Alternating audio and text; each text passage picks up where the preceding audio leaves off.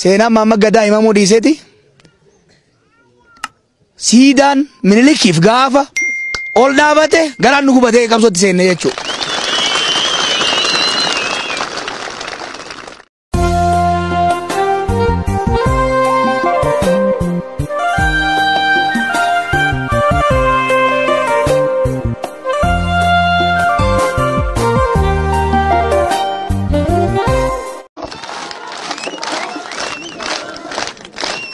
Akka booltan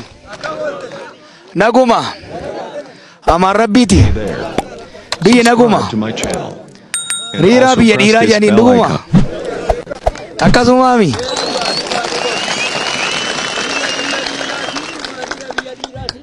hurri matana keessa teettanii jara galaafataa turtanii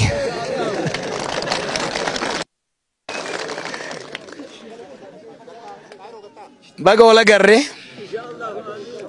kajiru waluma arga arra gootonni simbiraa kufan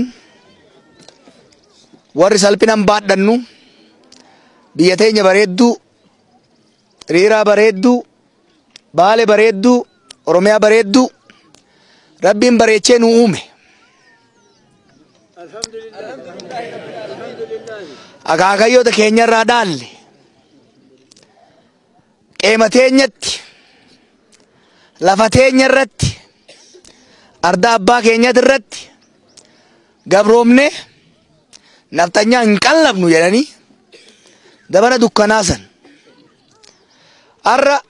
riiraan jiraachuu warra beekiitiif beeka warra harargeetiif beeka ka booranaatiif beeka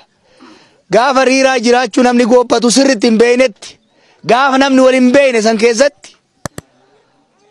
warri gabrummaa jibbe warri oromummaa isaa jaalate warri bilisaanin dhaladhe gabrummaa jalatti hin dulloomu bilisa ta'ee duuna hoyyee bosonatti gale isin madeeffateet ayyoonniif abboonni as jirtan soortanit asin geessan goota hoggaa haasofnu waaqoo guutuu maqaa dha'uu dandeenya ta'a Huseen Bunee maqaa dha'uu dandeenya ta'a ummata baaleetiin alatti goonni hin jiraatu beeytu bosonaan maletti leenci jiraataa jiran hin jiraatu bara bosonaan maletti leenci hin jiraatu ummata akka keessaniitiin maletti goonni silaa inuma hin jiraanne jechuudha dabana sooratirraa kaaftanii dabana waaqoo guutuu faatirraa kaaftanii dabana adda bilisummaa oromootitti dabana mahammad gadaatirraa kaaftanii gaayaa biyyanidhaa xaaliyaan illeen mahammad gadaa fidi jetteeni baalabbaa tanidha hin fidu jedhee mukatti dhooyte xaaliyaanin bismaadhaan tilmootan boobaa ka jedhan baalabbaanni isaa mahammad gadaa fideedhaan hin fidu jedhe isa dhiisii diinni xaaliyaanii illeen xaaliyaanii illeen nun sokeenne diinni nun sokeenne haga xaaliyaanii ga'utuun miidhamaa turre nu haga mahammad gadaa ga'uti jedha teessan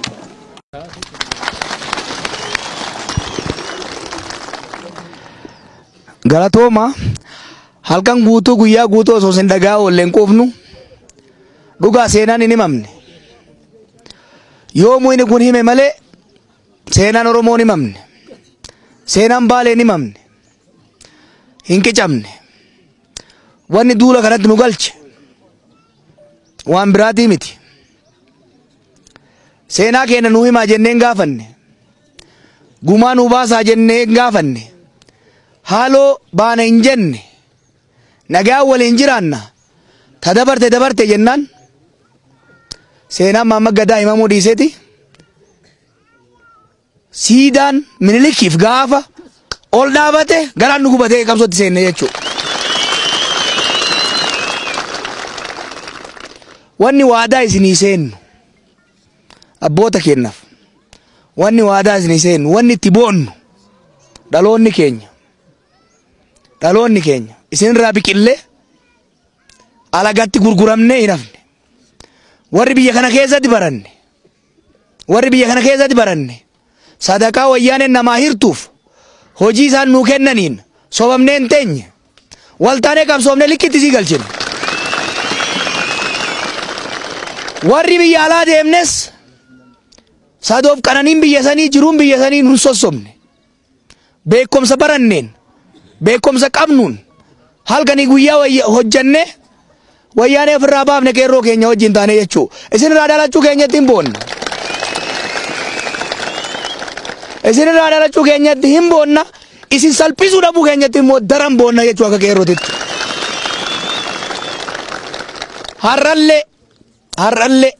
wanni qeerroofillee dabarsuu barbaadu wanni ummata keenyaafillee an dabarsuu barbaadu ummata akkanaatirraa dhalanne seenaa suukanneessaa san keessa dabarree gaafa waa qofaa qabsaa'anii Oromiyaan kanarra dukkanooftu turte namni waliin beeku ture asii kaasanii taaddasan shawatti yoo wal quba qabaatan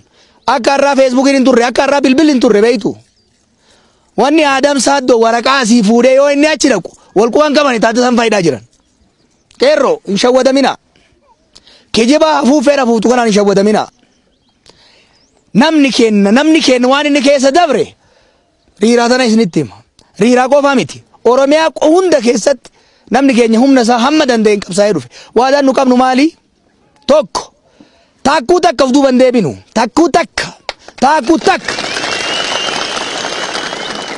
biyya teenya irratti lafa Baalee lafa Oromiyaa lafa Wallaggaa lafa Shawaa lafa Booranaa taakkuu takka abbaa fedheef hin kenninu dabarsine hin kenninu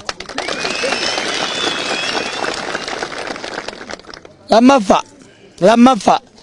amma booda ardii tanarratti ardii dhiiga goototaatiin jaaramte tanarratti nama Oromoon barbaadeen alatti nama warri riiraa filateen alatti nama gosti Baalee biyyi Baalee naataa je'ee filateen alatti ergamtuuf tultullaan Habashaan ergattu abadan biyya tana hin bulchitu kana beekuu barbaachisaa never abadan qeerroo jiruun mi'eeffatina jiruun kabajaan qabne jiruun biyya ofiiti irratti haga fedhanillee yoo hiyyooman mataa ol qabatanii irra hin deemne jiruu miti jiruun biyya homaa ani akka jawaaritti biyya goonni keenya irraanfatamee hattuun waslaatan diina harkaaf harma namarraa ciraa turte itti faarfamtu keessa jiraachuurra du'ee dhabamuu naa wayya isinitti himaan kanaaf wanni waadaa isinii gallu abadan dachiif samii walit dhoo'e malee taankiif baankii isaanii haajaa irraa hin qabnu biyya teenya irratti ardii teenya irratti araddaa hunda irra deemne nama keenya hin gurmeessina Oromiyaa Oromoon itti abbaa ta'e Baalee warri Baalee itti abbaa ta'e riiraa ummanni riiraa itti abbaa ta'e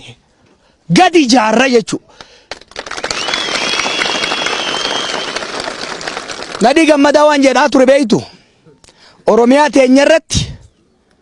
yoo feene mataa keenyaan yoo feene orma kaaniin wal taane nu kabajanii isaan kabajne jigii walii baane jiraachuu dandeenya. Saamamaa garuu tuffatamaa garuu dhiitamaa garuu dhiibamaa garuu abadan hin jiraannu kana namni beekuu danda'u qaba jechuudha. Kanaaf wanni dhufeef wanni deemaa jiruufis tokkoffaa seenaa isin irraa dhaga'uu fi isin galateeffachuu fi lammaffaa qophii itti aanuuf qabsoo itti aanuuf akka qophooftaniif filannoo kanarratti nama riiraa ta'u riiraa qofa beeka. Manguddoo qeerroo kana beeka. Abbaan fedhe amma booda abbaan fedhe poostaa qabatee makiinaan dhufee asitti liqaman barii isinitti ta'u abbaan fedhe ofii filattan malee nama isinii ta'u nama riiraa ta'u ka dachii riiraa biqilchite ka haati eebbifte qunxuuxxee guddifte ka jaarsonni keen gurra qabanii gorsanii yoo balleesse garafanii guddisan ka ummanni kun akka inni naanne ragaa ba'uuf akka inni kijibne ragaa ba'uuf qofatu biyya bulchuuf ta'a filannoo dhufuuf qophaaya warri waa bulchitanis warri qe'ee kana bulchitanis of hin kijibina gooftaan keessan ummata kana malee Addis Ababa hin jiru kana beekadha. Warri biyya bulchuuf fedhii qabdan sadarkaa gandaatti haa taatu sadarkaa aanaatti haa taatu yoo filamuu barbaaddan yoo aangoo qabaachuu barbaaddan ummata kana sheellegadhaa malee Finfinnee dhuftanii Jawaar jala waraasuu dhiisa. Bu'aan qabu kun. Kanaaf isin hundi qophaa'aa filannoo kanarratti mootummaan ta'uu dhaabne gumaa goototaa san bilisummaa dhugaatiin ka eenyummaa keenya ittiin saalfanne ka qabeenya keenya irratti qabeenya rabbi nuu kenne beekumsa barnootaan arganneef humna teenyaan dalaganne hiyyummaa keessaa itti baanee ittiin jiraannu mootummaa mataa keenyaa hin dhaabbanna. Kuni waadaa isinii seennu isinillee manguddoo du'aa inuu godha isin dargaggoo hojjedha rabbi nu haa gargaaru galatoomaa.